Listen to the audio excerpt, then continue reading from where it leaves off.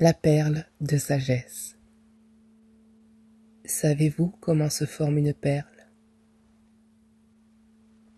Dans les profondeurs des océans, l'huître bercée par les eaux nous offre une leçon silencieuse. Lorsqu'un fragment étranger s'introduit en elle, cette petite aspérité qui irrite, qui dérange, qui fait mal, elle ne l'expulse pas. Plutôt que de lutter avec force contre cette épreuve qui se présente, elle choisit un autre mouvement. Elle l'accueille. Et cette manière d'accueillir n'est pas une résignation, c'est une transformation.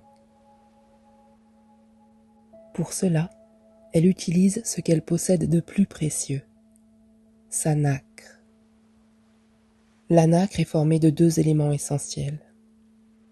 L'aragonite, un cristal de carbonate de calcium, solide et lumineux, responsable de la brillance et de l'iridescence des perles. Elle apporte structure, solidité et éclat. La conchyoline, une substance organique, souple et protéique qui lie les cristaux entre eux. Elle apporte cohésion, flexibilité et cette capacité d'absorber, d'harmoniser, de rendre doux ce qui aurait pu faire éclater la coquille.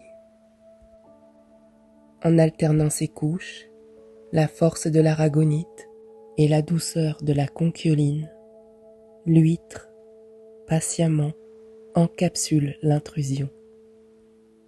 Elle ne l'efface pas, elle la transmute. Elle transforme ce qui la blesse en un objet de beauté, de force et de lumière. Ce travail prend du temps. Chaque couche est une réponse, un acte de courage et de foi. Et lorsque les couches se multiplient, ce qui était vu comme une intrusion, une impureté, devient une perle. Vous pouvez, vous aussi, adopter ce mouvement intérieur. Lorsqu'une épreuve se présente dans votre vie, qu'elle vous irrite, qu'elle vous blesse, vous avez alors deux choix qui se présentent à vous. La rejeter violemment, comme quelque chose qui vous dérange, au risque de vous blesser davantage, ou l'accueillir avec lucidité. En l'observant, vous pouvez commencer à la recouvrir de votre véritable essence, votre aragonite, solide, stable, immuable. Cette présence divine en vous, cette force intérieure qui vous soutient et vous donne éclat et puissance.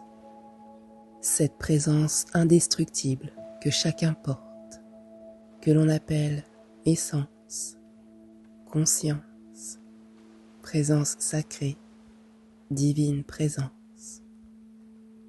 Et votre conchyoline, le lien vivant de l'âme,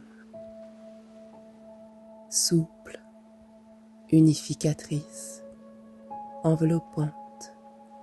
Elle représente la souplesse émotionnelle, la capacité d'accueil, l'art de faire de la place en soi, la faculté de tisser du sens à partir des expériences, la douceur qui permet à la transformation d'avoir lieu. Elle est le mouvement, là où le carbonate est l'axe. Votre conchyoline, c'est l'âme qui relie, qui enveloppe, qui harmonise, qui laisse la vie circuler au lieu de la bloquer. Elle est votre patience, votre sagesse en train de naître. Avec le temps, exactement comme l'huître polit sa perle, vous déposez, couche après couche, votre compréhension, votre résilience, votre capacité d'aimer et d'intégrer. Et ce qui était au départ vu comme une blessure, une intrusion, une épreuve, devient un enseignement, une ressource intime, un nouvel éclat dans votre vie, une perle de sagesse.